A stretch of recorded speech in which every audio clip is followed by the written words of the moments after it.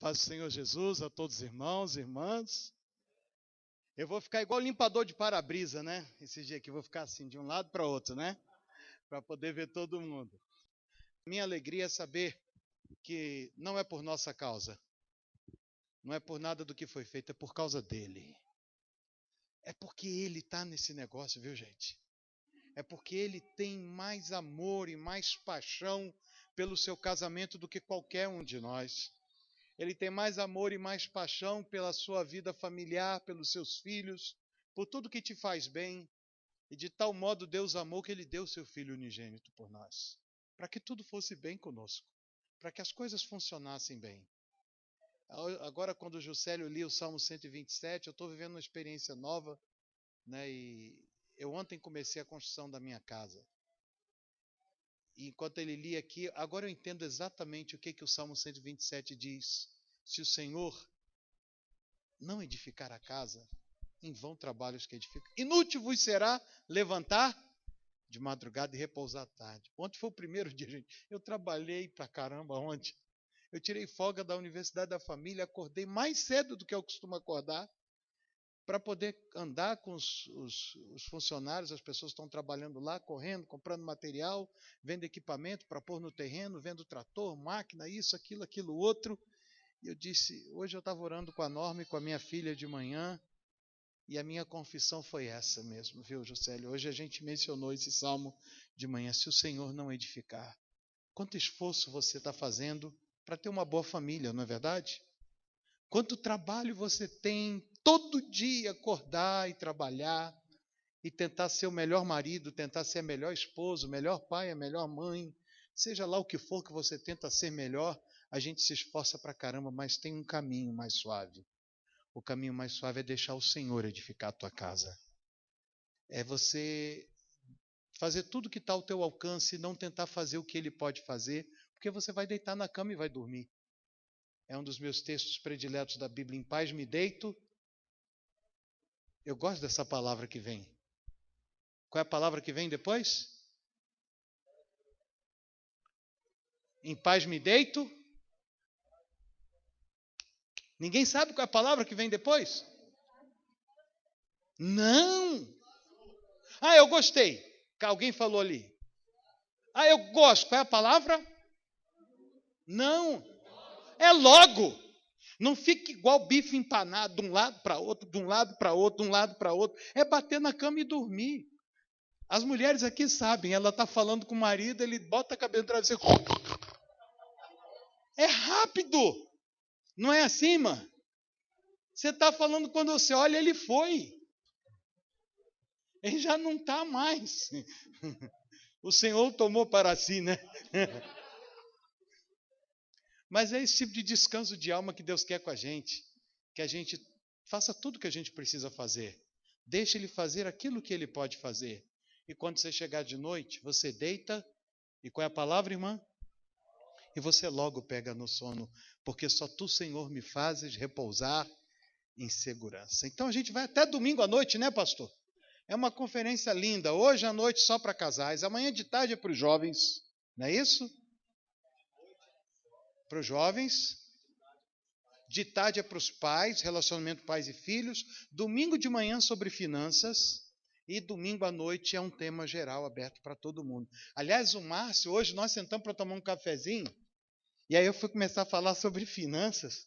Na mesa, cadê sua mulher, Cláudia? Está ali, Mirei. A Mirei falou assim, o senhor já não quer começar a falar logo, não? Né? Aí domingo de manhã eu vou contar a minha história, como é que Deus me mudou a minha incompetência para lidar com dinheiro depois de 21 anos de casado. Fiz minha mulher sofrer demais. Aliás, ela não está aqui, amanhã eu vou justificar um pouco a ausência dela, mas eu não costumo viajar sozinho, mas essa é uma das poucas vezes que acontece isso, tá bom? Mas vamos lá, que o tempo está passando, né? Já são 10 para as 9, a gente precisa sair daqui antes da meia-noite. Hebreus 13:4, vamos ler juntos, já está lá na tela, vamos todo mundo ler, depois você vai abrir a sua Bíblia para outros textos. Vamos lá, todos juntos? Digno. Quem sabe o restante do versículo? Não abra. Eu disse quem sabe, não falei quem sabe ler. Quem sabe o restante do versículo? Eu vi. Agora tem outra coisa, viu, irmã, sobre a meu respeito. Eu não faço leitura labial. Então tem que falar alto, viu? Eu ouço sussurro, mas tem que falar. Como é que é o restante? Isso. Digno de honra entre todos seja o matrimônio, bem como o leito sem mácula. Tá bom? Então vamos lá. Deixa eu fazer uma outra pergunta. Quem promete não participar de nada aqui até domingo? Vai ficar quieto, não vai responder nenhuma pergunta que eu fizer. Quem promete? Ninguém? Então estou contando com todo mundo, ok? Se você não prometeu que não vai responder, então estou contando com você. Ok, cidadão? Posso contar contigo, né? Então vamos lá. Se você conversar com as pessoas, o que as pessoas estão falando sobre casamento hoje em dia? Qual é a opinião popular, o Vox Populi, sobre casamento? Se não der certo, separa. O que mais? Vou ver aqui. Está falido, instituição falida. O que mais? Eu acho que quem vai ficar mais cansado vai ser aquele irmão, de ficar me caçando com a câmera dele. Ele vai ficar ali, ó, vai ficar com dor no braço, hein, irmão? Me caçando. O que mais que fala sobre casamento? Oi? Seja bom enquanto dure. Isso é o poeta lá que dizia que seja eterno enquanto dure, o soneto da felicidade, né? O que mais que você fala sobre casamento? Já ouviram falar que casamento é igual submarino? Foi feito para afundar, pode até flutuar, né? O pessoal vai falando aí de casamento. Então, tem um monte de coisa que se fala sobre casamento. Qual é a coisa boa que se fala sobre casamento, gente? Vocês viram que ninguém falou nada bom de casamento? Que o que se fala popularmente é só depreciando o casamento. Ninguém tem palavra boa sobre casamento. Vejam se isso não é uma campanha difamatória, sistemática e inconsciente. Ou seja, as pessoas, sem terem a ideia, estão fazendo parte de uma campanha orquestrada, consistente, de destruição do casamento. Nós vamos replicando falas, nós vamos estabelecendo crenças e determinando comportamentos sem nem nos darmos conta de que é isso que estamos fazendo. Segunda coisa, o que era o casamento na nossa lei e o que é hoje? Eu estou pegando um gancho de uma juíza amiga minha, a doutora Simone Laurenti, que é de Manaus, e ela um dia veio num congresso de capelania da Rádio Transmundial e ela deu uma aula sobre o nosso Código Civil e ela mostrou o que o Código Civil do tempo de Rui Barbosa falava sobre família e casamento.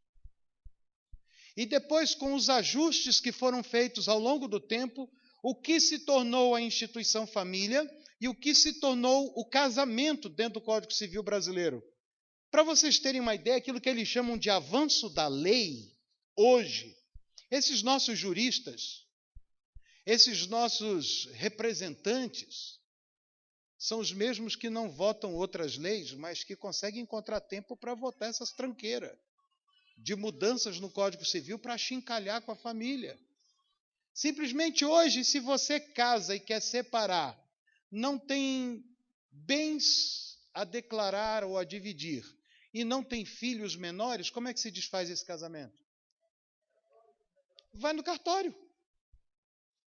É mais fácil acabar com o casamento que casar.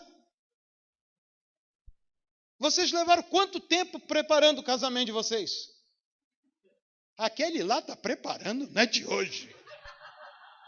Vai sofrer até no fim da pregação, coitado.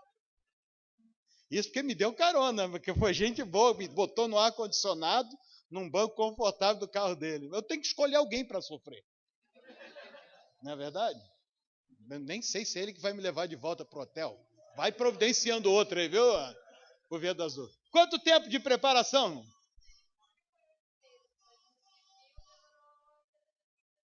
É a entrada dos documentos, mas toda aquela preparação, contrata isso, contrata aquilo, leva um tempão, não leva? Não quer separar, vamos ali no cartório. Acabou. Leva menos tempo para acabar o casamento que para curar um resfriado. É isso que as nossas leis estão fazendo com o casamento. É isso que as autoridades estão dizendo acerca do casamento e da família, não vale nada. Eu não sei se eu fiz o link certinho aqui. Eu esqueci de botar o hiperlink. Mas eu tenho algumas imagens. Deixa eu ver se esse aqui vai também. Esqueci de conjugar os hiperlinks aqui, mas vamos ver se eu consigo achar essa figura. Que eu costumo usar algumas figuras para ilustrar o que eu quero dizer. Vamos ver se está por aqui. Casamento, está aqui. Vocês já ouviram falar em bolo de divórcio?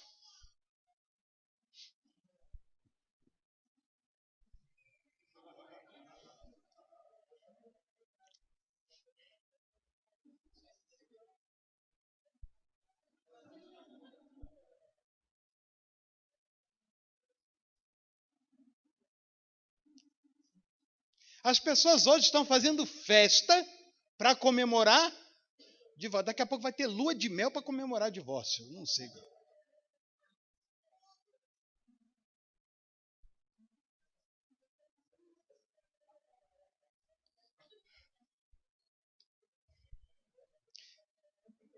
E aqui tem uma outra que...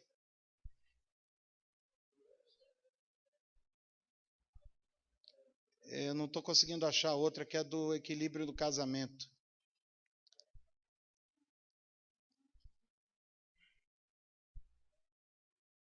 Está aqui. A esposa é o equilíbrio do homem. Essa aqui é para melhorar um pouco.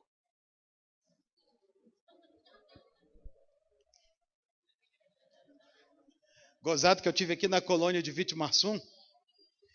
Fui falar para os casais lá na colônia. E aí um irmão daqueles lá levantou a mão e disse: pastor, eu tinha um trator desse daí, e ele funcionou faltando pneu, não precisei botar a mulher. A mulher olhou para ele. Ele tentou consertar e fez ficar pior, coitado, né? Eu não precisei botar a mulher, né? Então é isso que as pessoas estão fazendo no casamento, brincando com ele, fazendo suas piadas. Agora, o que nós vamos deixar para a próxima geração sobre casamento, gente? O que é que os nossos filhos e os nossos netos vão ter de conceito de casamento? A gente apresentou um recém-casado. Quem aqui tem mais de 30 anos de casado? Levante o braço. Eu já estou com o meu. Eu estou fazendo 33 anos de casado esse ano. Fica de pé esses casados, por favor. Os que têm mais de 30 anos. Se aguentar, né? A salva de palmas para eles aí. Não é uma bênção, gente? Quanto tempo, irmão? Não, eu perguntei para ele porque... Calma, irmã. Dá uma chance dele acertar uma vez. 44. A irmã está sozinha, se vira. 35. Deu close nela? Deu. Ali o close caprichou, nem tremeu a câmera, né? O lindo casal ali, quanto tempo? Quanto? 44 também de casados. Parabéns. E vocês? 32. Está igual eu. Casou em 81. Né? Eu vou completar em 5 de setembro desse ano 33 anos de casado. Né? O que nós vamos deixar para a próxima geração? Nós precisamos de gente como essa gente, que leva o casamento a sério, e não foi fácil para eles, como não é fácil para todo mundo. A prática da honra é uma das coisas que a gente precisa restaurar no casamento. Toda a área da vida em que a gente pratica a honra, essa área é seguida de bênçãos. Por exemplo, na área financeira, quando a gente honra a Deus com as nossas finanças, isso nós vamos falar domingo de manhã, nós somos abençoados na nossa vida financeira. Quando nós honramos os nossos clientes com uma boa prestação de serviço, ou entregando mercadoria no prazo, ou entregando produtos de boa qualidade, nós também somos abençoados. Então, quando você honra seus compromissos, pagando em dia as suas contas, pagando em dia seus fornecedores, você também é abençoado. Lá em Pompeia, é uma cidade pequenininha, 22 mil habitantes, lá tudo é anotado. Você chega na farmácia, compra um remédio, eles perguntam, é para anotar? É engraçado isso. Você chega no restaurante e almoça, eles perguntam, é para anotar? Eles podem não conhecer você, eles vão perguntar se é para anotar. Agora, se você mandou anotar, é melhor passar lá e pagar. Porque no dia seguinte, do dia que você prometeu pagar, e lá é dia 5 e dia 20, que são os 2 dias que tem pagamento na cidade. Se dia 6 ou dia 21 você não passou lá para pagar, todo mundo vai saber também. Porque o seu crédito vai por água abaixo. Mas quando você honra os seus compromissos, você é abençoado. Agora, também o contrário. Aonde não há honra, há maldição. Desonramos a Deus quando não honramos os pais e as autoridades. A Bíblia manda honrar os pais e honrar as autoridades, ainda diz assim, para que tudo te vá bem. A Bíblia diz que também honramos a Deus quando cuidamos dos pobres, dos órfãos e das viúvas, categorias esquecidas. Não se fala mais em ajudar pobre. Hoje em dia, na igreja, quando a gente fala que alguém é pobre, está fora da bênção.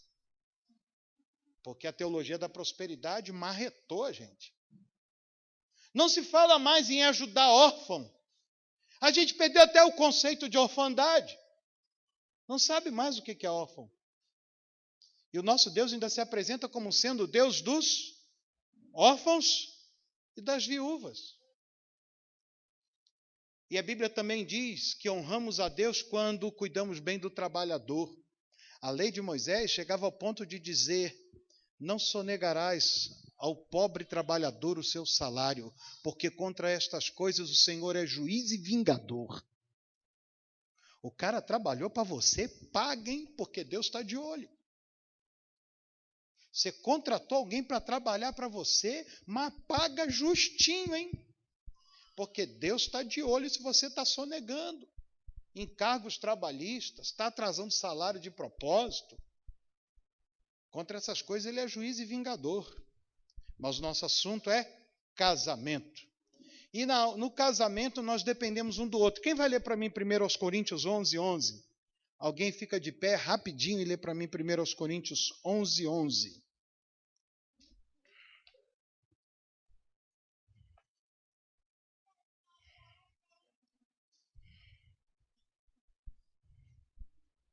Quem achou? Todavia, nem o varão é sem a mulher, nem a mulher é sem o varão. Ou seja, homem sem a mulher, nada. Mulher sem o homem, nada. Lê na sua tradução aí. Quem mais vai ler em outra tradução? Não precisa empurrar, gente. Um de cada vez. Vocês prometeram que eu participar. Vamos lá. Quem vai ler em outra versão para mim?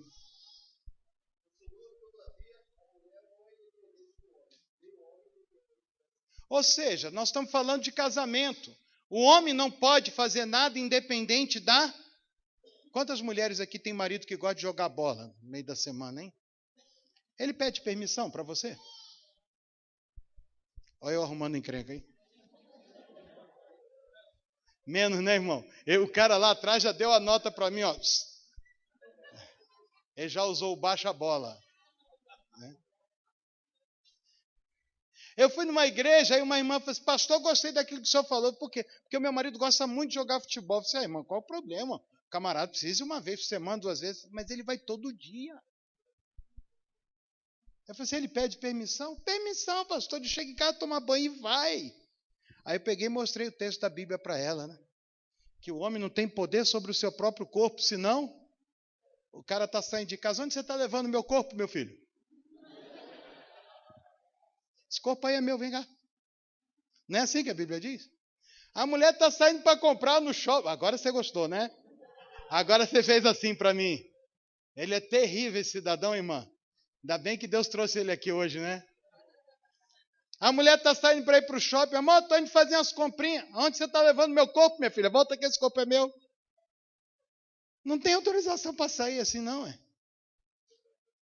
Então a gente precisa começar a entender algumas coisinhas. Vamos lá para a primeira carta de Pedro, 3, de 1 a 6. Eu gosto desse texto. As irmãs adoram esse texto. As que são pentecostais até falam em línguas quando ouvem isso. Na verdade, a gente só ouve gemido, né? Inexprimível.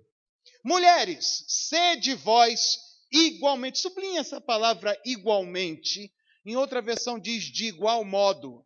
Sublinha essa palavra que nós vamos explicá-la já já.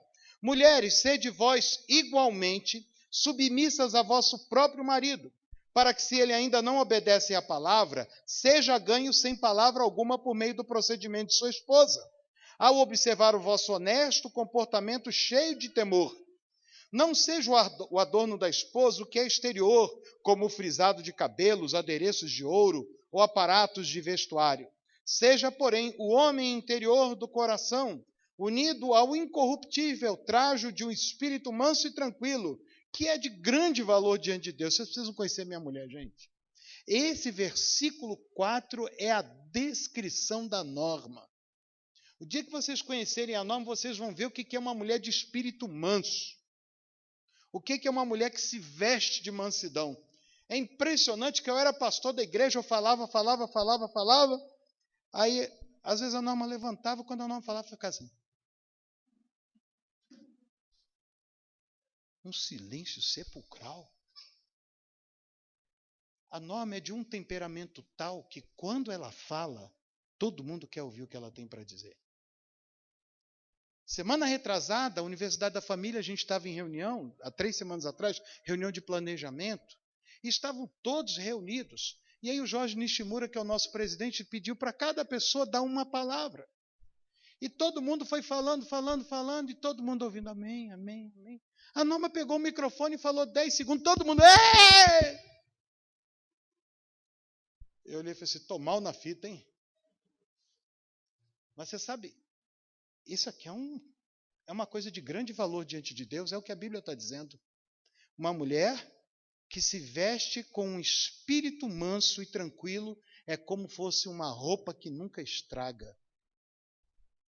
O homem interior do coração, unido ao incorruptível trajo de um espírito manso e tranquilo, que é de grande valor diante de Deus. Pois foi assim também que a si mesmas se ataviaram outrora as santas mulheres que esperavam em Deus, estando submissas a seus próprios maridos. Sublinhe, por favor, senhoras, as palavras esperando em Deus. Se você está com a sua canetinha aí, sublinhe isso com o seu lápis, que eu vou voltar nisso aqui. Como fazia Sara, que obedeceu a Abraão, chamando-lhe Senhor, da qual vós vos tornastes filhas, praticando o bem e não temendo perturbação alguma. Eu gosto desse texto aqui, mas qual foi a primeira palavra que eu pedi para as irmãs sublinharem? Igualmente, em outra versão, tá? Vós, mulheres, de igual modo ou da mesma maneira. Essa é uma expressão que nos remete a algo que foi dito anteriormente. Porque está dizendo, agora eu estou falando com as mulheres.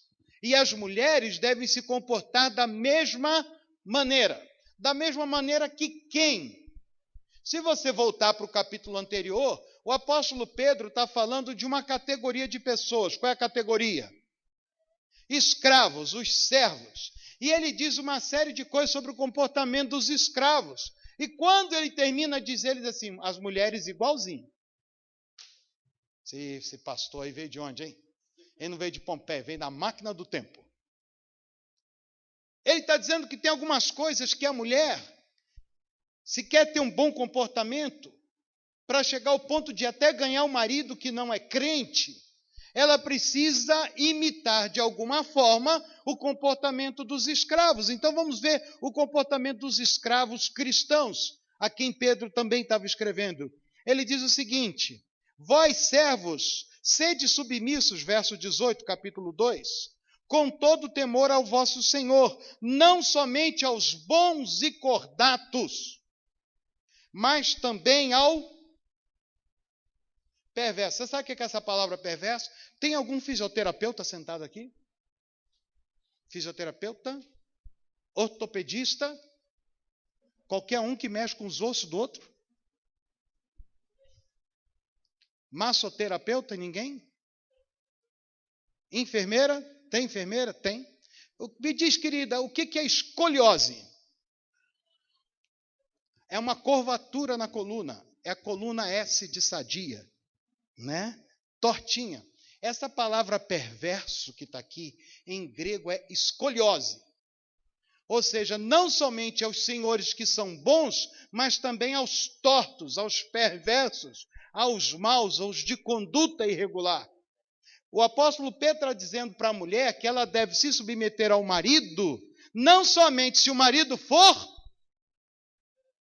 bom e cordato, mas até mesmo aquele que for escoliose. Aquele marido que for torto, pervertido, de conduta irregular. Porque ele está dizendo, vós mulheres, sede igualmente submissas aos vossos próprios maridos. Ele ainda compara também com a modéstia. Ele está dizendo que as mulheres também têm que ser de igual modo modestas. Eu hoje tenho medo de mulher. Eu tinha medo da minha mãe e da minha avó. Eu apanhei muito quando eu era criança. E olha que eu era uma criança boazinha. Mas eu apanhei muito, pastor. Você já apanhou de chinelo? Quem já apanhou de chinelo? Eu já apanhei de chinelo. Quem já apanhou de cinta? Já apanhou de cinta? Quem já apanhou de vassoura? Vassoura. Fio de ferro de passar roupa, era aquele que encaixava em cima. Já apanhou disso? De tampa de panela. Você já apanhou? A sua mãe era ninja igual a minha? Que ela arremessava a tampa, que zup, zup, zup, zup, zup, zup. Se deixasse, machucador de feijão, aquele negócio que fazia assim para machucar o feijão. Quem já apanhou com aquilo? Eu já apanhei com tudo nessa vida e olha que eu era criança boazinha. Não, sinceramente, eu sempre fui um garoto legal. Mas hoje eu tenho medo de quando eu ouço mulher falar. Pensa comigo aqui uma mulher conversando com uma outra amiga. E as duas estão conversando sobre carreira profissional. E sobre decisões em relação a eu aceito ou não aceito uma carga maior de trabalho, porque eu estou pensando nos filhos e no marido. O que a amiga fala para ela na hora? Você já está vermelha, alguém já conversou com você sobre isso? Vai, filha, fala. Não, a outra que está do lado de você. Quem está vermelha? Olha em volta. Vê se tem mais alguém vermelho além de você. É você mesmo, filha. O que a amiga fala para essa outra amiga? Quando ela diz, não sei se eu vou aceitar, porque tem o marido, tem as crianças. O que a amiga fala para ela? Você está louca? Você vai largar emprego por causa de marido? Depois ele te dá um pi, né? Tem a expressão, sabe qual é essa? Sei, não posso falar, mas todo mundo, né? Entende? Você vai largar trabalho por causa de filho? Nós estamos vivendo um tempo difícil para a mulher, gente. Ser mulher hoje não é fácil, não. Porque estão cobrando a mulher para ela ser melhor do que o homem. E aí a coisa mais fácil é você ouvir uma mulher falando, não, eu tenho, carga, jornada, vocês entendem desse negócio, né? Eu tenho jornada dupla de trabalho. Você encontra a mulher e diz assim, eu ainda tenho que ser pai e mãe. A coisa está complicada para a mulher. Mas o padrão que Pedro está escrevendo aqui, ele continua dizendo que a mulher ainda precisa olhar para esses textos bíblicos e dizer que o seu bom futuro, que a sua qualidade de vida, que o seu bem-estar, que a sua felicidade está em tomar atitudes que preservem o seu casamento, tais quais ser igualmente submissa àquilo que ele falou para os servos e ser igualmente modesta como as nossas mães na fé. Eu pedi para vocês sublinharem outra palavra. Qual foi a outra palavra? Esperavam em Deus. E aqui tem uma coisa interessante. As santas mulheres que esperavam em Deus, estando submissas a seus próprios maridos. Eu fico pensando, qual é o nome da irmã? Normalmente é quem pergunta. Miriam. Miriam, sabe qual a dúvida que fica na minha cabeça? Pedro está escrevendo assim, as santas mulheres que esperavam em Deus, enquanto eram submissas ao Senhor. O que elas estavam esperando em Deus, gente? Quem me ajuda a tirar essa dúvida que está na minha cabeça? O que elas estavam esperando em Deus enquanto eram submissas? Hã? De quem? Do infeliz.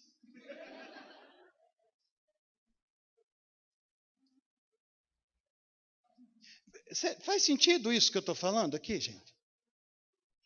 É Márcia, né, sua senhora? Márcia, faz sentido isso que eu estou falando? Está dizendo que essas mulheres que eram santas, elas estavam esperando em Deus. Enquanto esperavam, elas eram submissas. Vocês acham que era fácil ser mulher de Jacó? O que Jacó era antes de ter uma experiência poderosa com Deus? Qual o significado do nome dele? Enganador, trapaceiro. Você acha que é fácil ser casada com um homem que passa a perna em todo mundo, gente?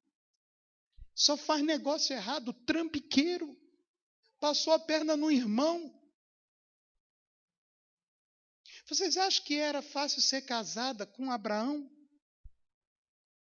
Abraão era o pai da fé. Que idade você tem, moça? É? Você tem cara de adolescente. Eu pensei 2 vezes antes de falar o que eu vou falar agora. Quando eu olhei para você, você tem uma menina de 12 anos. Abraão botou a mulher dele na cama com outro. Aonde está isso na Bíblia? Vai lá em Gênesis e vai ver se quando ele chegou no Egito, ele falou assim, eu estou com medo, que aqui não tem temor de Deus, esses caras vão me matar porque tu é mulher bonita. E olha que ela não era menininha, não. Eu hoje estava olhando na revista da Azul, aquela atriz Sylvia Pfeiffer, sabe quem é? Que é a mulher bonita, não é não? Gente, aquela mulher bonita. E ela não é menininha, não. 50 anos? 50 anos é menino. A Sara, coroa, devia ser uma coroa enxutona. Abraão falou assim, eu vou chegar lá, eles vão ver você, essa mulher bonitona, e vão me matar. Diz que tu é minha irmã. E a Bíblia diz que Faraó levou ela para casa. E deu tempo de Abraão enriquecer. Enquanto ela estava lá, ela estava fazendo o que lá? Contando historinha das 1001 noites para Faraó. E a coisa foi tão séria que Deus visitou o Egito com praga. Por causa da maldição de tocar numa mulher casada. Vocês acham que era fácil casar com um homem que, na hora que ele via que a coisa ia apertar para ele, ele bota a mulher na frente? Vocês acham que era fácil ser casado com Nabal, a tal da Abigail? Um homem cujo apelido era filho de Belial, filho do maligno. Era fácil ser casado com um homem desse? E a Bíblia está dizendo, elas eram submissas a essas tranqueiras. Mas enquanto eram submissas, elas esperavam em Deus. Porque só tem um que pode mudar marido, que é Deus. Só tem um que pode trabalhar no coração do marido, é Deus. Mas Deus pavimentou uma estrada para chegar no coração do marido, Pedro diz, para que ele, ao observar o vosso honesto comportamento, cheio de temor, seja ganho sem palavra. Quem é que não abre a boca? A mulher. Mas ela fala alto quando dá um bom testemunho. E o Espírito Santo toca no coração do marido. Porém, vocês vão dizer que eu sou machista. Vejam 1 Pedro 3,7, o que diz agora. Quem vai ler bem alto para mim? Um homem que leia alto, lê o verso 7. Calma, filho, 1 de Pedro 3,7. Não. Igualmente vós, maridos, Isso, ele achou agora, viu, pastor? Pode ler, pastor. coabitai com ela com entendimento, dando honra à mulher, como vaso mais fraco, como sendo vós os seus coerdeiros da graça da vida, para que não sejam impedidas as vossas orações. Qual é a primeira palavra desse versículo, gente? Lá no Espírito Santo, eu sou carioca, mas fui pastor no Espírito Santo, que é o estado mais bonito do Brasil. Conhece lá, pastor? O senhor é capixaba? É mesmo. O senhor é de onde, pastor? Minha família é toda de Colatina, família Amorim. Vamos conversar um pouquinho sobre o Espírito Santo aqui. Curitiba pode ser a melhor cidade do Brasil, gente, mas o estado mais bonito é o Espírito Santo. É verdade. O estado é maravilhoso. O que eu estava falando mesmo? Lá no Espírito Santo tem um ditado que diz: o pau que dá em Chico, dá em Francisco. Entendeu? Por quê? O Francisco está aí? Aê, Chico! E está na tua direção, viu, irmão? Né? Aqui é o seguinte, gente, Deus nunca vai pedir uma coisa da mulher que também não peça do homem. Por isso que 1 Coríntios 11:11 diz: nem o homem é independente da mulher, nem a mulher é independente do homem. Deus fala para a mulher através de Pedro em 1 Pedro capítulo 3, mulheres, sede vós igualmente submissas aos vossos maridos. O igualmente comparando com o comportamento do escravo. E aqui o verso 7 vira para nós, bonitões. E diz assim: vocês também, maridos, igualmente a quem? A quem? Igualmente aos escravos. Os homens não querem nem falar. Vós, homens, igualmente, tal qual foi pedido aos escravos, vivam a vida comum do lar, com discernimento, considerando as vossas mulheres. Outra versão diz: honrando as vossas mulheres, tratando-a com dignidade, porque vocês são herdeiros juntamente com elas. Igualmente vivei a vida do lar. Igual a quê? Igual ao escravo. O que o escravo faz no lar?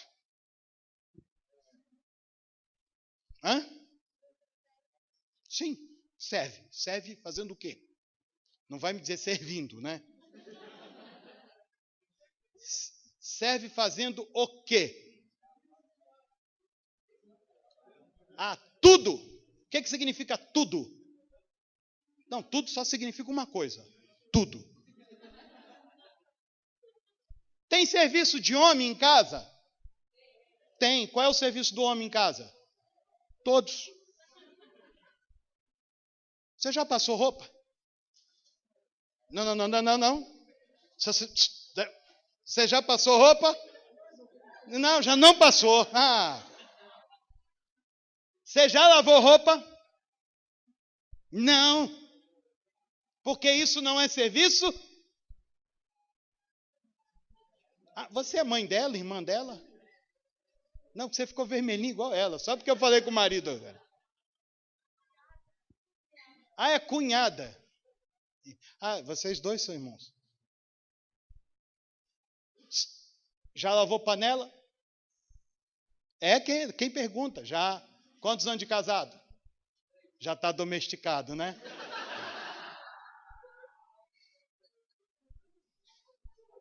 Ele deve ser seu parente também. Olha lá como ele ficou lá.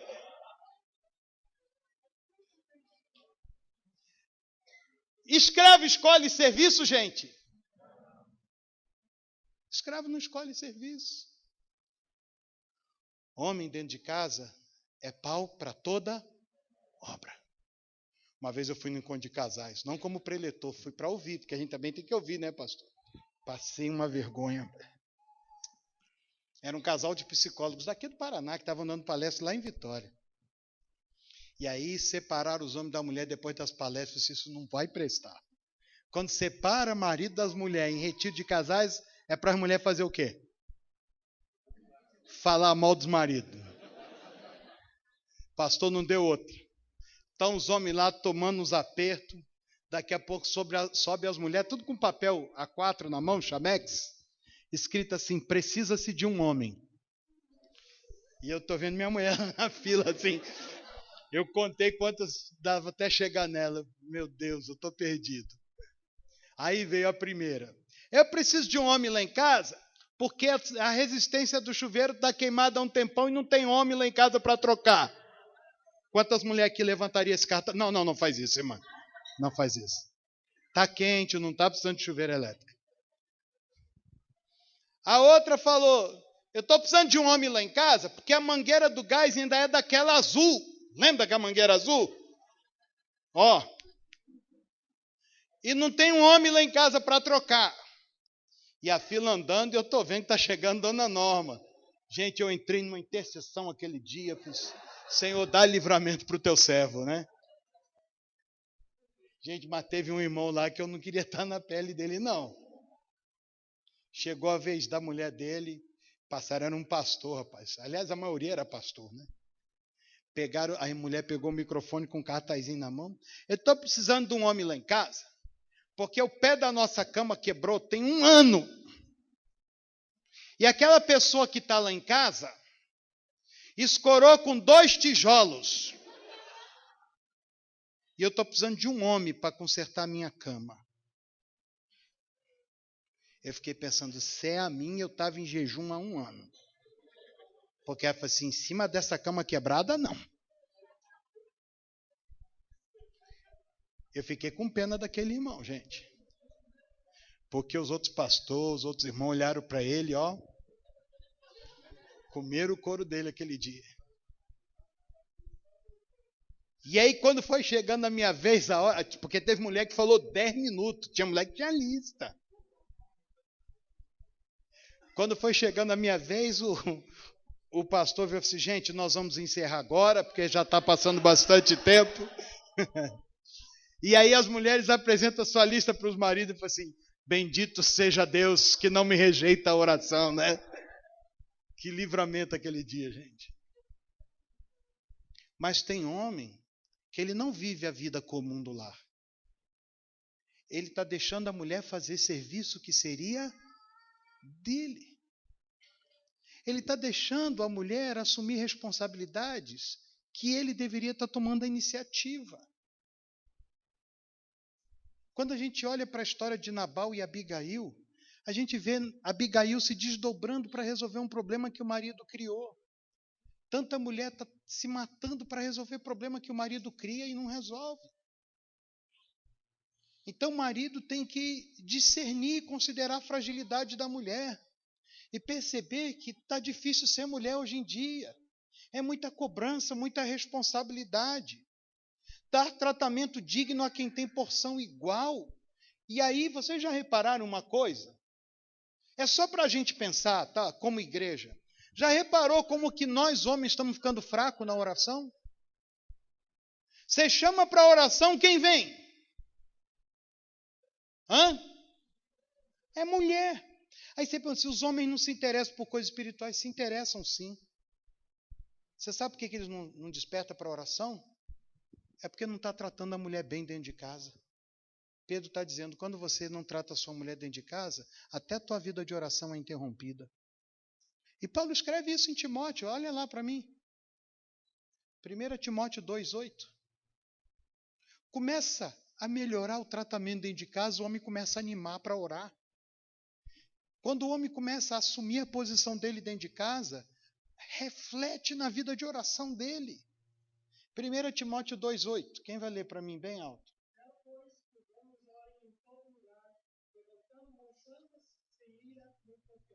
Os homens têm que orar em que lugar? Todo lugar. Quando vamos ter uma oração voluntária, era para sair tapa de homem. Dizer, não, hoje sou eu, você orou ontem, rapaz. O que é isso, cara? Você não vai me deixar orar nunca.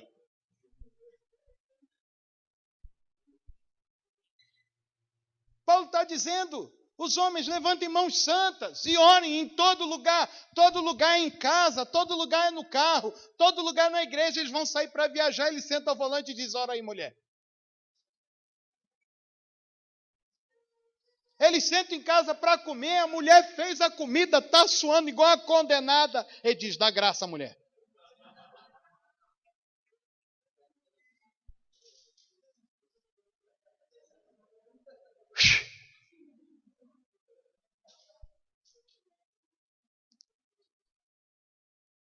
Sabe, queridos, eu não estou falando isso porque eu sou homem, eu sei que às vezes a gente nem consegue enxergar essas coisas. Mas quando a gente começa a dividir a carga dentro de casa, a gente fica até mais animado para orar. Quando a gente começa a entender... Qual é o nome do meu querido irmão? Cláudia. Quantos anos de casado, Cláudia? Não é para perguntar ela não. Faz bonito hoje, cara. Faz bonito. 23. Sabe, Cláudio, hoje com 32 anos de casada, rapaz, eu estou começando a enxergar algumas coisas que estão doendo muito no meu coração. Eu deixei a minha mulher carregar muito peso. Hoje eu estou começando a enxergar que ela não precisava estar tão desgastada como ela está. Hoje eu estou me desdobrando. Hoje eu estou pedindo a Deus para me ajudar. Que eu quero deixar a minha mulher o mais aliviada possível. Porque ela já carregou carga demais. E uma boa parte da carga que ela carregou era minha. Sabe? Eu me arrependo diante de Deus por isso. E quando eu começo a enxergar essas coisas, eu estou sentindo que eu estou mais animado para orar. Porque quando eu não estou carregando a minha carga, quando eu não estou considerando a minha mulher como vaso mais frágil, eu fico até com vergonha de orar. E a gente vai desanimando de orar. Mas quando o homem começa a tomar a pegada, ele diz, tem mais uma coisa que eu posso fazer que não é tão pesada assim. Eu posso orar. Eu posso orar também. Depois de toda essa introdução, o que acontece quando não tem honra no casamento? Eu peguei um texto lá em Esther que todo mundo conhece, capítulo 1, versos 10 a 22. Talvez o tempo não nos permita ler o texto todo, mas essa é uma história extraordinária do livro de Esther. Quem pode ficar de pé e começar a ler para mim, Esther capítulo 1, 10 a 22.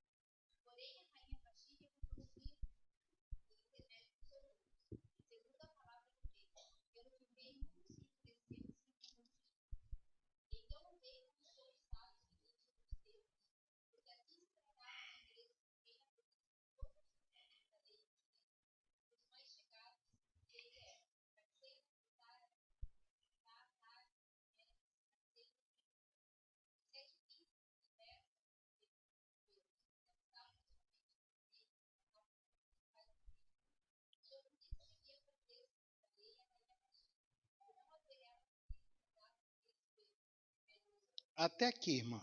Então, o fato histórico é o seguinte, nós temos uma festa. O reino da Pérsia, naquela época, era um reino mundial, era o maior reino da época. Eram centenas e centenas de províncias. E o rei juntou todos os seus príncipes, os principais governantes, representantes de todas as grandes capitais e trouxe todo mundo para uma festa. Enquanto ele estava com os homens, a rainha Vasti também estava dando a festa dela com as mulheres. Agora, uma pergunta, o que ele sentia pela rainha? Resposta primeira, lá em cima, podem ler todos para mim? Pergunto para as mulheres, você gosta que seu marido elogie você dizendo que você é bonita? Tem mulher que não gosta. Vou perguntar de novo, você gosta que seu marido elogie a sua beleza? Sim, claro. Já pensou se seu marido todo dia fala assim, nossa, aquela tua colega de trabalho, hein? Bonita ela, hein? Nossa, você viu aquela irmã hoje do louvor? Que moça bonita. Ele elogia tudo quanto é mulher. Só não elogia você. O que você acha disso? Você não ia gostar. Aí agora imagina, o cara é o rei. Está um monte de homem reunido. O que homem fala quando está reunido? Só homem. Quais são os assuntos de conversa de homem? Um monte de homem junto. Vai. futebol, carro e mulher. Só. Até quando fala da sogra, ele está falando de mulher. É futebol, mulher e carro. E quando fala de mulher, é sempre da mulher dos outros. E aí os caras estão lá conversando, falam assim, lá na minha província, tem uma dançarina, uma morena, dos olhos castanhos, com um cabelo muito preto, os olhos amendoados. O senhor precisa conhecer, rei, na próxima festa eu vou trazer aqui. Não me interessa. Mas por quê? Não tem mulher mais bonita que a minha. Quantas mulheres iam gostar de ouvir o seu marido falar isso? Você está com reumatismo, minha filha? Não aguenta levantar esse braço mais do que isso? Cadê? Vamos lá, a mulher que está com problema no braço está curada em nome de Jesus. Quantas queriam ouvir o marido falar isso? Isso, ainda não está curada não? Mais um pouquinho de poder aí, Senhor. Levanta esse braço, amém. Está curado em nome de Jesus. O rei só tinha olho para a mulher dele. Não tinha mulher que ele gostasse mais. Não tinha mulher que ele admirasse mais. Segunda coisa, ele gabava diante dos amigos. Os camaradas caçavam as mulheres mais bonitas para casar e diziam, tua mulher não chega nem ao pé da minha. Ele gabava a mulher dele na frente de todo mundo. Outro, ele respeitava essa mulher. Quando ela desonrou ele, como rei, ele tinha poder para fazer qualquer coisa com ela, mas ele respeitou. Ele não agiu baseado na emoção, ele devia estar com muita raiva, mas ele foi pedir conselhos sobre o que fazer. E ele respeitava a individualidade dela, porque ela estava tendo as festas lá com as amigas dela também. Aliás, maridos, deixa sua mulher sair com as amigas dela, né? Qual o problema? Não é verdade? Deixa o clube da Luluzinha reunir de vez em quando. Não tem problema nenhum. Não pode ser todo dia, né, irmã? Nem toda semana, né? E não solta o cartão de crédito toda vez também não, né? Mas vamos lá, devagar. Um pouquinho, brincadeira, viu, pastora Márcia? O que acontece quando não há honra no casamento? O que ela provocou no marido com a desonra dela? Ela deixou o marido irado. Olha o que diz o verso 12. Ela recusou a vir, pelo que muito se enfureceu e se inflamou de... Como é que ele estava nessa hora, gente? Ele já estava meio alto, não estava? Ele já estava meio, como diz lá no Rio de Janeiro, meio chumbado. A mulher não quis ver, ele ficou com raiva, com muita ira. Toda vez que a mulher faz esse tipo de coisa com o marido, ela deixa ele irado. Quando ele fala, ela ignora. Quando ele pede, ela não atende. Não somente isso, mas ela criou desconforto para todo mundo. Verso 16, diz que ficou aquele climão. Porque ele, o eunuco que foi lá chamá-la, contou isso na frente do rei e na frente de todo mundo. Você já viu mulher que faz o marido passar vergonha na frente dos amigos? Olha, eu conheci uma mulher de um colega meu de ministério, que ele estava falando com a igreja assim, a mulher estava sentada na primeira fila. Ela levantava, pegava o microfone da mão dele e dizia, não é nada disso que ele está falando, hein? Aí ele baixava a cabeça, dava 2 passos para trás, e ela falava tudo que ela queria falar. Tem mulher que fez mestrado, doutorado e pós-doc e interrompeu o marido. Ele está falando, não é nada disso.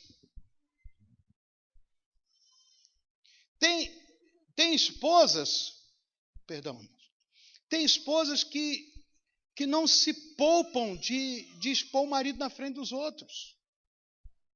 Você precisa ter cuidado do que você fala, como você brinca, como você reage em relação ao seu marido na frente das outras pessoas.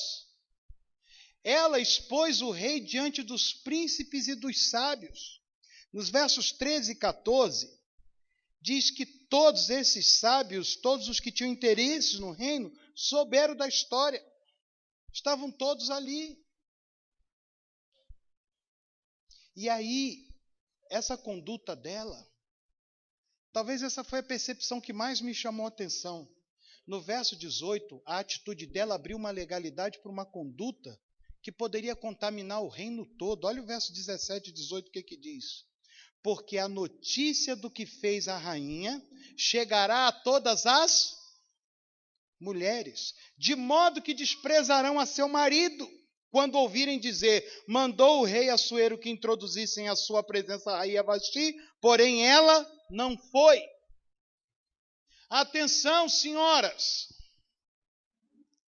tudo que você faz, a maneira como você fala, como você reage perante seu marido, vira modelo para todo mundo tratar o seu marido. Muitos filhos desrespeitam o pai, porque o modelo foi estabelecido pela mãe. Isso é jeito de falar com seu filho, menino, com seu pai, menino. A criança fica assim, ué, o cavaco nunca cai longe do toco, conhece esse ditado? Já cortou madeira com machado? Taco. O cavaco, né, que é aquele pedacinho, cai perto do toco.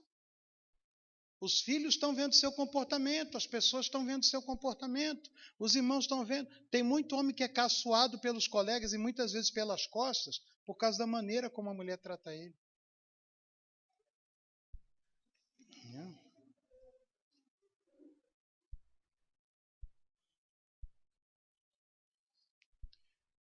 Verso 19. O rei pediu conselho, o que eu faço com essa mulher? Essa é a dúvida de muito homem, né? O que eu faço com essa mulher, gente? Não sei mais o que fazer com essa mulher. Olha o conselho que deram para o rei, verso 19. Se bem parecer ao rei, promulgue de sua parte um edito real e que se inscreva na lei dos persas e dos medos e não se revogue, que Vasti não entre jamais na presença do rei Assuero. Foi decreto. Ela agora não sai mais do quarto. Tem mulher que reclama que o marido não leva ela para passear. Decreto do marido.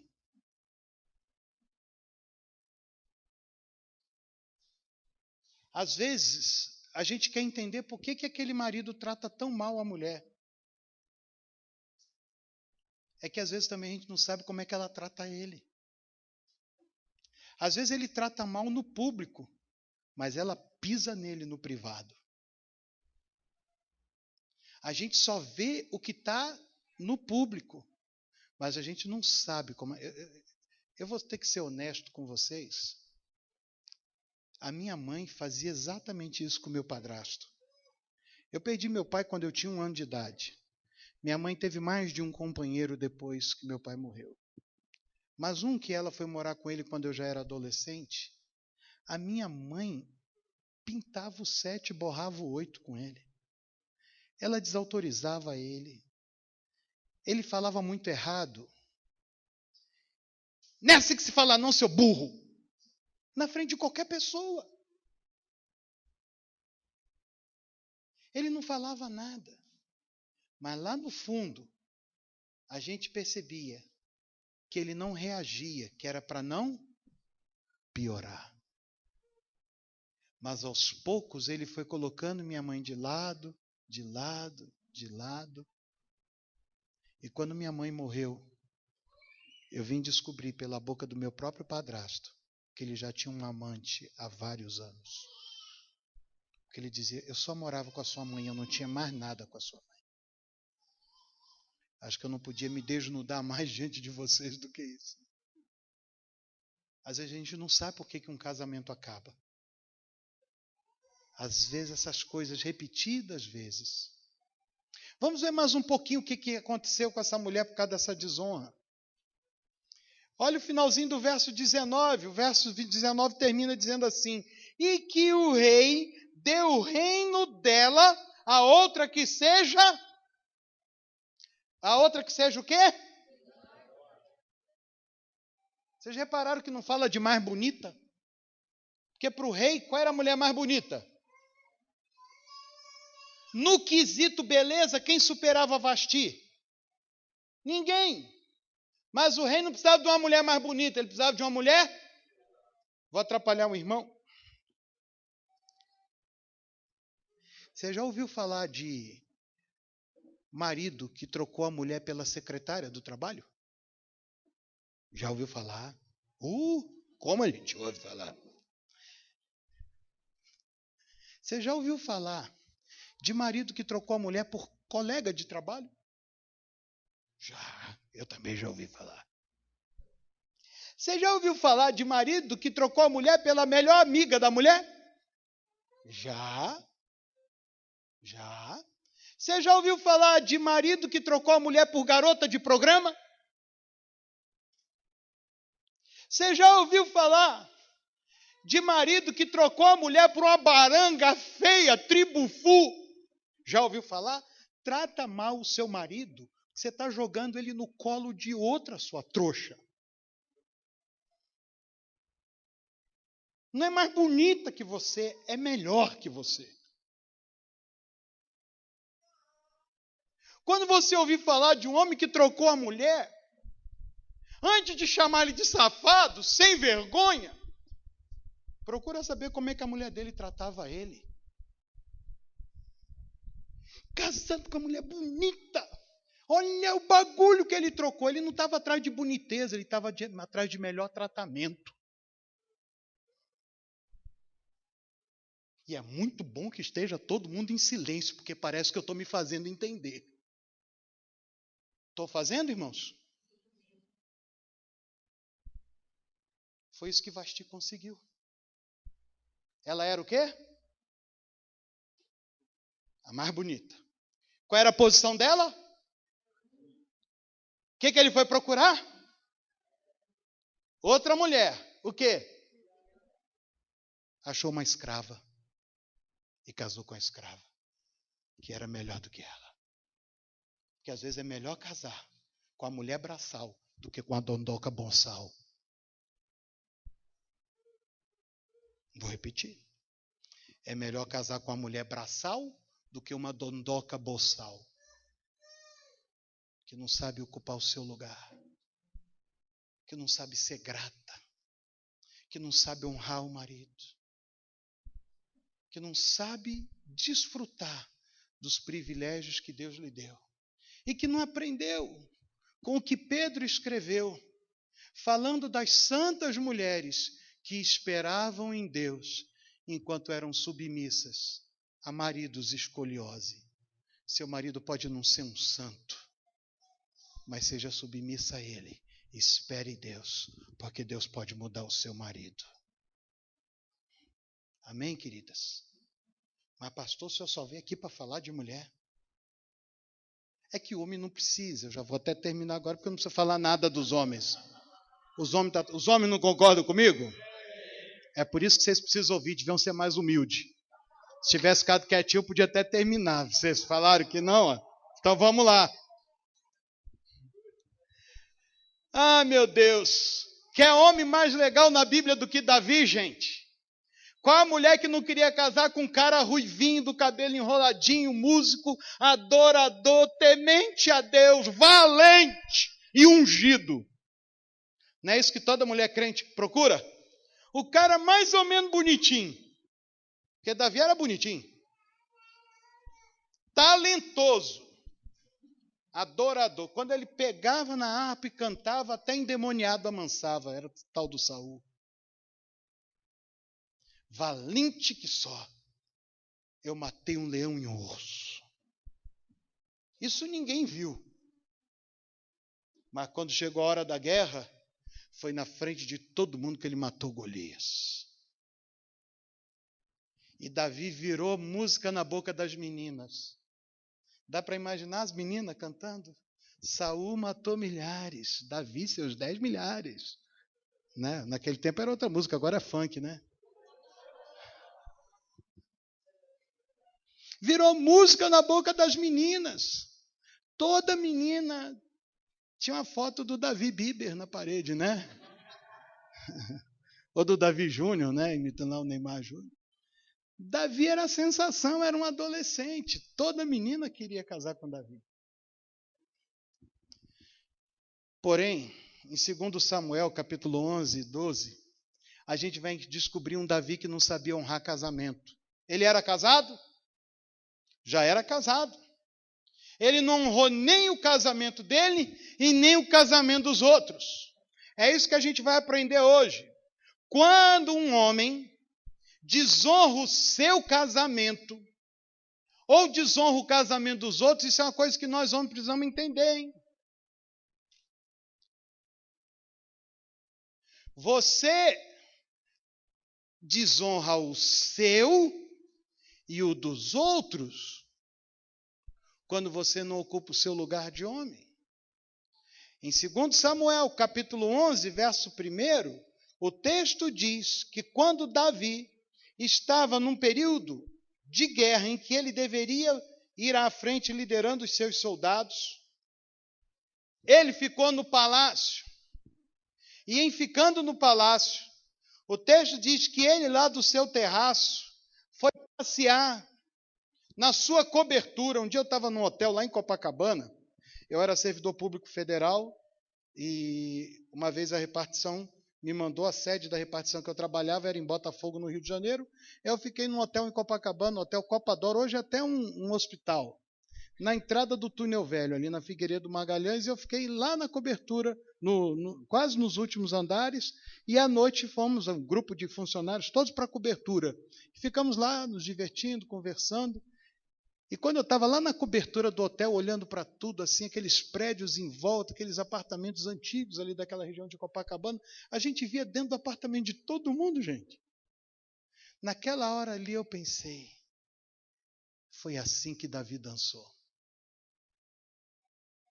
Ele, em vez de ficar no lugar dele, ele foi para o terraço olhar a vida dos outros. O homem, quando para de olhar para dentro da sua casa, ele começa a ver coisa lá fora que ele não precisava ver. E aí Davi vê uma mulher nua tomando banho, se banhando lá. Era Batseba, que era esposa de um dos seus liderados. Quando um homem desonra o seu casamento, quando o homem desonra o casamento dos outros, ele desonra os seus liderados. Você pode não ser um comandante de um país, um comandante de um exército, mas se você é um homem casado, você tem uma família sob a sua liderança. Você desonra a sua família quando você fica com esse tipo de atitude que Davi teve, de ficar olhando para a mulher dos outros, de ficar observando a mulher dos outros. Você também desonra a mulher que você observa quando você fica desnudando essa mulher. Aliás, tem uma coisa sobre mulher hoje que a gente precisa tomar cuidado. Um dia eu estava pregando numa igreja, uma irmã com um decote tão profundo que eu vi a cor do esmalte do pé dela. A gente precisa ter cuidado. Cuidado com o que vê, mas também a gente tem que ter cuidado com o que mostra, né? Certo? Então a gente é livre para viver como quiser viver. Mas a gente é livre também para proteger as pessoas de não serem expostas por causa da nossa liberdade. Por isso que a Bíblia diz, não usar da liberdade para dar lugar à carne. Tá certo? Davi abusou dessa mulher usando a sua posição de rei. No verso 4 diz que ele mandou buscar essa mulher e teve relações sexuais com ela. Teve relações sexuais com ela e engravidou essa mulher, gerando um filho bastardo. Para piorar a situação, quando descobre a gravidez, manda chamar Joabe, que era o seu comandante, diz, pega o marido dela, traz ele para casa, para ele ter relações sexuais, para simular que essa gravidez é fruto dele, não minha. Só que aquele homem era um homem justo e não quis se deitar com a sua mulher, porque ele falou, eu não posso ter prazer com a minha mulher enquanto os meus homens estão sofrendo na guerra. Toma, Davi, distraído. Então, o que nós vamos ver no desdobramento disso? Aquela mulher grávida, Davi agora não conseguiu convencer o homem de ir para a cama com ela, mata esse homem. Para agora assumir a mulher e encobrir o seu pecado, está no verso 27. Agora os desdobramentos disso é que são terríveis.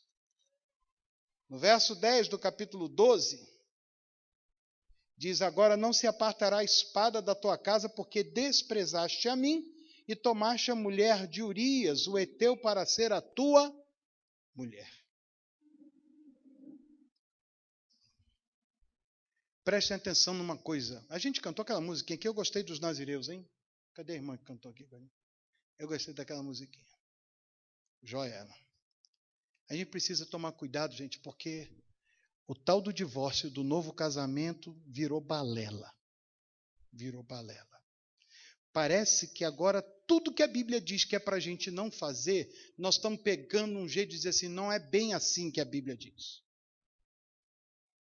Eu tenho certeza, eu conheço alguns desses homens, que os homens que trabalharam na tradução e que trabalham nas revisões das nossas Bíblias são homens piedosos, tementes a Deus, conhecedores do vernáculo hebraico e do grego e muito bons conhecedores da língua portuguesa. O pastor Enéas Tonini, que por anos a fio foi presidente da Sociedade Bíblica do Brasil, homem piedoso. Você senta do lado desse homem, você conversa com esse homem, homem temente a Deus. Conheci outros que trabalharam na produção da NVI.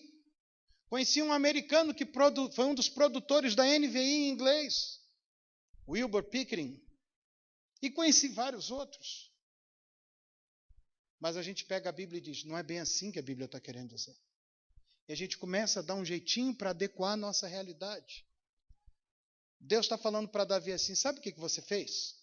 Você pegou, transou com uma mulher casada, sendo você casado. Que nome tem isso, gente? Hã?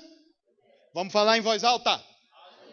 Relações sexuais de gente casada fora do casamento tem nome. O que é isso? Adultério. Não é fraqueza, é adultério. Não é problema, é adultério. Não tive um problema. Que problema? Transei com uma mulher casada. Isso não é problema, isso é pecado. Isso é adultério. Aí Davi descobre que engravidou a mulher casada. Você dá um jeito, como é que eu vou fazer? O cara está lá na guerra. Ele vai voltar daqui a um mês. A mulher já vai estar com 2 meses de grávida. É difícil justificar. Traz o cara. E diz, não, fica aí, passa um fim de semana legal com a sua mulher. Já mandei botar um vinho aí. E o cara não transa com a mulher dele e não justifica a gravidez. Davi acha um jeito. Qual é o jeito? Mata ele. Aí Davi vai e assume a mulher. E a lei de Deus era tão clara. Qual era a pena para quem cometia adultério, gente? Morte. Apedrejamento. Qual era a pena para Davi? Morte. Deus tinha feito uma promessa para ele. Deus tinha falado que ele ia reinar. Deus tinha falado que ele ia cumprir os dias dele no trono. Deus fala, tudo bem, Davi, mas a espada jamais vai se apartar da tua casa. Você vai viver, mas só para ver com os teus olhos o que você plantou, você vai colher. Sabe, queridos, toda vez que eu volto para essa mensagem, eu peço a Deus para ter misericórdia de mim. Porque eu sou pai e tenho filhas. Só mulher. Só mulher. Fiz 2. Criei mais 3. 5 meninas ao todo. Davi atraiu tamanha maldição sobre sua descendência, que ele acabou bebendo do seu próprio veneno. Veja os versos 11 e 12. O texto diz assim, da tua própria casa suscitarei o mal sobre ti e tomarei tuas mulheres à tua própria vista e as darei a teu próximo, o qual se deitará com elas em plena luz do sol. O que Davi fez escondido, iam fazer com ele às claras. O que tu fizeste em oculto, eu farei perante todo Israel e perante o sol.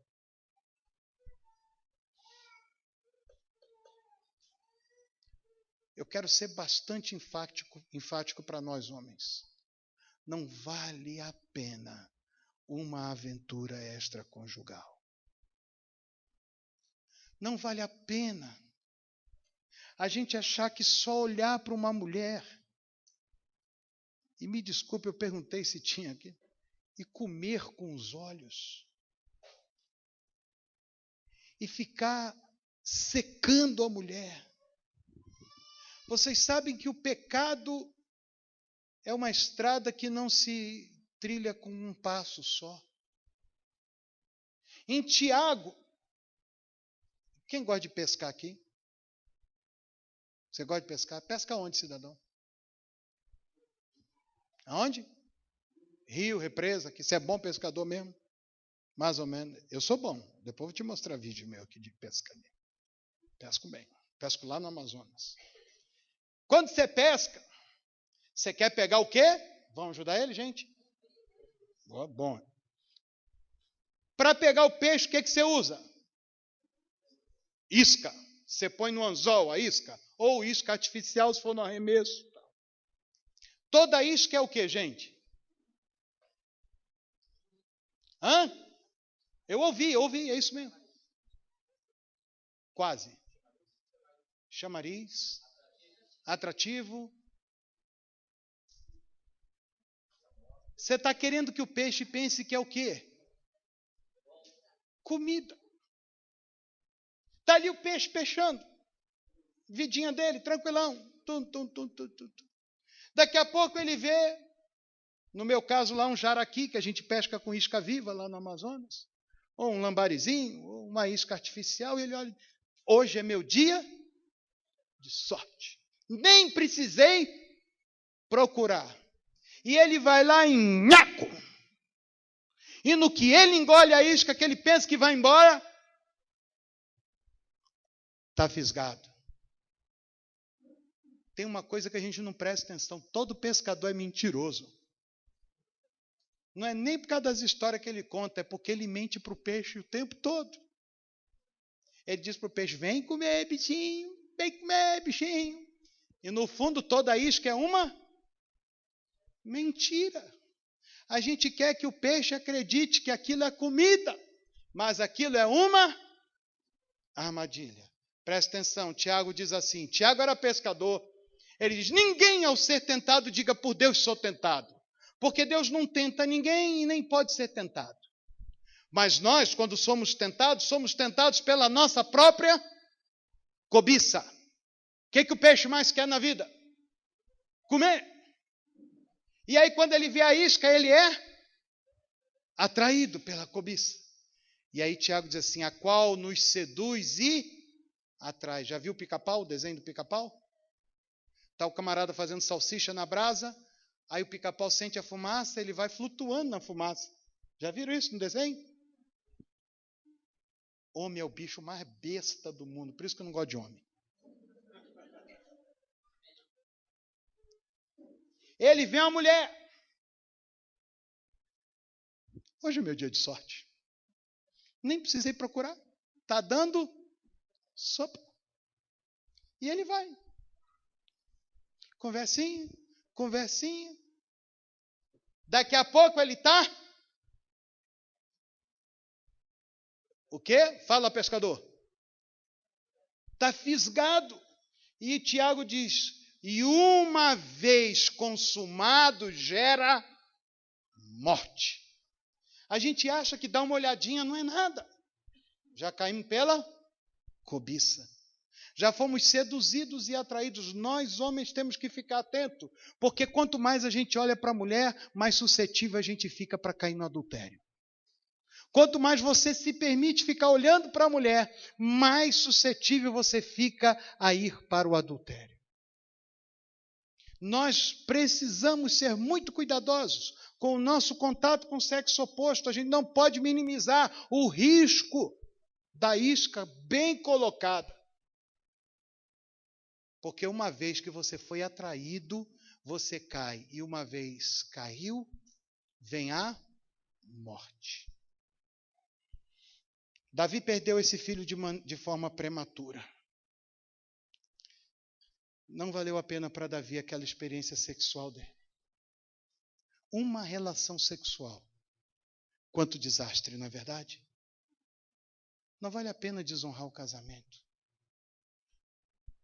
Digno de honra entre todos seja matrimônio, bem como o leito sem mácula. E o versículo não acaba aí. Vamos voltar lá para Hebreus e vamos ver como é que termina esse versículo. Hebreus 13, 4.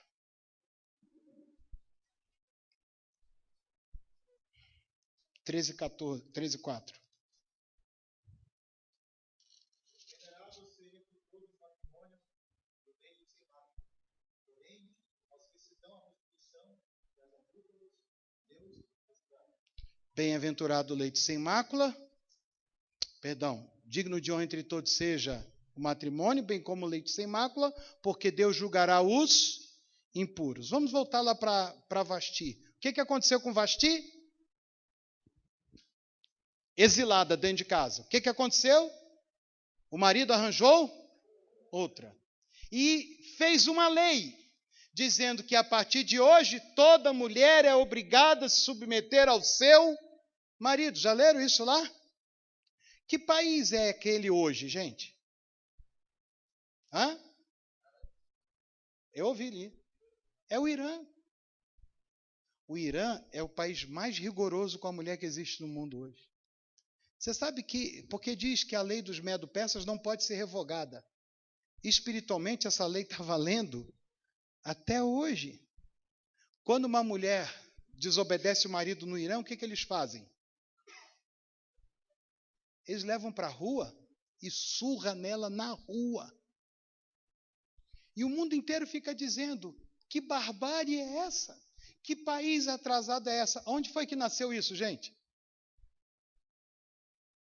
Aonde que foi aberto esse precedente que dura até hoje? Com Vasti. Ela tinha ideia disso? Mas quando ela, como mulher, fez a escolha, ela escolheu para quem? Para ela e para gerações futuras. Está até hoje as mulheres pagando o pato no Irã por causa de quem? Vasti. Davi, quando ele escolheu pensando em quem? Em si mesmo. Ele tinha ideia do que ia acontecer posteriormente. Perdeu aquele filho daquela gravidez. O que aconteceu com Absalão? Perdeu. Um irmão violentou a própria irmã. Sedição de Tamar. Davi ficou impedido de construir o templo, porque tinha sangue na mão. Você sabe o que a gente vai terminar nessa sexta-feira? A gente podia estar tão feliz, terminando tão feliz. Mas a gente pode terminar tomando uma decisão. Como é o nome da música que a gente cantou? Na minha casa, não. Fala lá para os irmãos, para incluir naquela música dizendo, na minha casa, Vasti, não. Pede para eles incluírem na minha casa o pecado de Davi, não. Vamos tomar essa decisão nessa noite? Vamos ficar de pé para a gente orar junto? Santas mulheres, é o conselho de Pedro. Imitem o exemplo das santas mulheres. No lugar de Vasti, reinou Esther. No lugar de Davi, reinou Salomão. Nós temos sempre uma oportunidade para começar de novo e fazer as coisas da maneira de Deus. Vamos fechar os nossos olhos e vamos orar. Eu queria pedir que toda irmã orasse, toda mulher, falasse com Deus agora e perguntasse, Senhor, tem algum tratamento que eu estou dando ao meu marido que de alguma forma me faz parecida com Vasti? Tem alguma maneira de falar, de responder, de tratar, que de alguma forma me assemelha àquela rainha? E se o Espírito Santo te mostrar qualquer coisa, peça perdão ao Senhor. E diga, Senhor, eu quero ser melhor do que Vasti. Eu quero ser como Esther. Eu quero ser como Esther. Eu quero pedir que todo homem também fale com Deus agora. Converse com o Senhor. E diga: Senhor, tem alguma coisa na minha conduta moral que se assemelha com Davi. Senhor, nessa noite, com muita gratidão no coração, eu quero dizer ao Senhor muito obrigado por esses homens e mulheres que vieram aqui essa noite. Sexta-feira à noite é realmente um dia difícil para marcar qualquer coisa na igreja, mas essas pessoas foram sensíveis ao chamado do Senhor, ao convite da igreja. E a nossa oração, nós estamos orando juntos, Senhor. E pegando a letra da canção que a gente cantou tão alegre, a gente quer dizer: na nossa casa não. Abra sua boca, mulher, e diga: na minha casa não. Eu não aceito na minha conduta qualquer vestígio de Vasti. Eu quero honrar o meu marido. Eu quero protegê-lo diante dos outros homens. Eu quero ser submissa segundo a tua palavra. Eu quero que o meu marido continue se alegrando em mim. Eu quero que o meu marido continue tendo olhos só para mim. Eu quero te pedir, Senhor, que tu me ajude de tal maneira que o meu marido só tenha palavras elogiosas a meu respeito para falar para os outros homens. Que quando qualquer outra mulher for tema de conversa, que o meu marido consiga falar, como Provérbios 31 diz: muitas mulheres têm procedido virtuosamente, mas tu a todas sobrepuja. Eu oro pelos maridos, Senhor. Se tem algum marido que se sente como rei, desonrado, desprestigiado, humilhado com o tratamento que recebe, eu quero pedir ajuda a esse homem a ser equilibrado, temperante, Senhor, para ajudar a sua esposa, proteger a sua esposa, ensinar a sua esposa, amá-la incondicionalmente, porque o Senhor também pode tratar com ela, ensinar a ela e mudar o comportamento dela. Não deixa que esse homem perca a visão do casamento. Não permita que esse homem use isso como justificativa para o divórcio. Mas que esse homem, diferentemente do rei Assuero, que ele proteja a sua mulher, que ele a mantenha em casa não como uma exilada doméstica, mas como alguém que está sob os cuidados e a proteção dele, Senhor. O conselho daqueles homens não foi o teu conselho. O conselho daqueles homens foi para livrar o rei daquela mulher. Mas o conselho do Senhor é: ore pela sua mulher, porque Deus pode transformar a sua mulher também. Eu oro também para que esses homens não levem para sua casa o pecado de Davi. Davi era um homem de tantas virtudes, era um homem de tanto valor, era um homem tão exaltado diante do Senhor, pela sua braveza, coragem, pela sua atitude diante das dificuldades da vida. Era um homem sensível à tua presença, mas ele era fraco com mulher. Eu quero pedir, Senhor, que tu não permitas que eu e qualquer um dos meus irmãos aqui sejamos fracos na vida moral, sexual, mas que o Senhor nos tome pela mão e nos fortaleça em nome de Jesus. Você, homem, abra a sua boca e diga: na minha casa não. Eu não serei como Davi, eu não vou ficar olhando do telhado ou de qualquer outro lugar, vendo a nudez de mulher alheia. Eu não vou permitir que eu ande, que eu trilhe a estrada do adultério, contaminando a minha mente e os meus olhos com nudez, com pornografia, para depois me entregar ao prazer do sexo adúltero.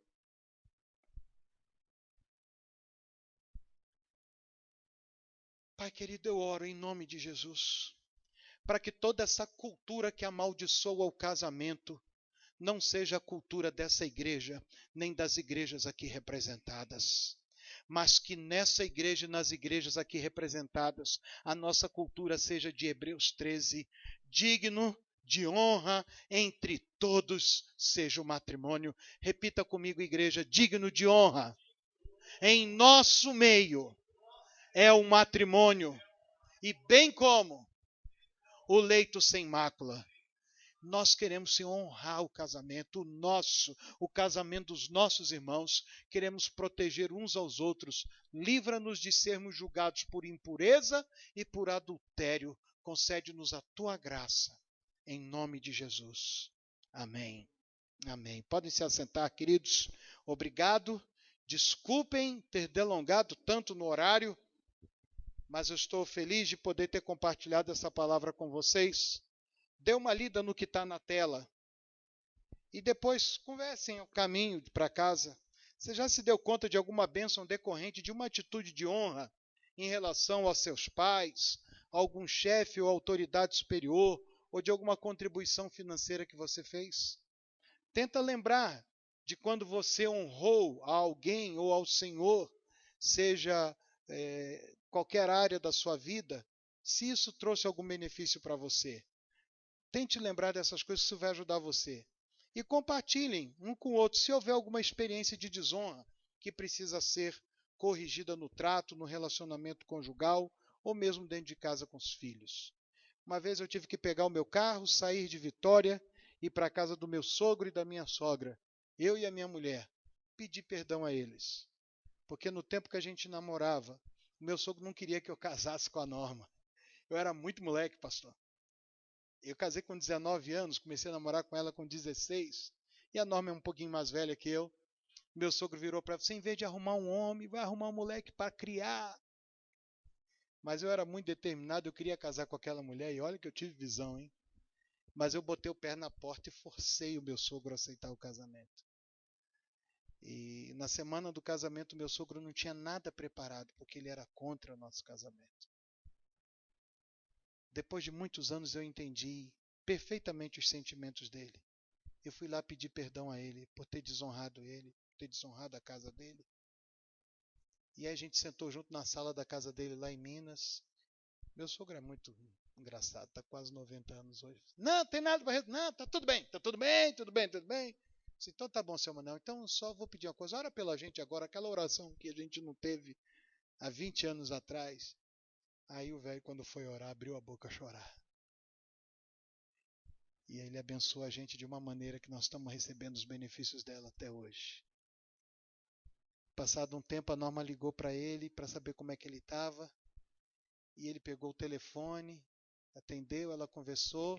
Na hora de ir embora, de desligar, ela falou assim: bença, pai. Aí ele começou: Deus te abençoe, minha filha. Deus te faça feliz, Deus te proteja. Deus proteja o seu casamento. Deus abençoe o seu marido, Deus abençoe minhas netas. Vocês tenham saúde. E ele desandou a falar, e meu sogro não era de falar muito essas coisas. Mas quando a gente conserta as desonras, a gente abre as portas de Deus para as bênçãos que Deus tem para dar para a gente. Deus abençoe, amanhã a gente está junto em nome de Jesus. Pastor Anderson.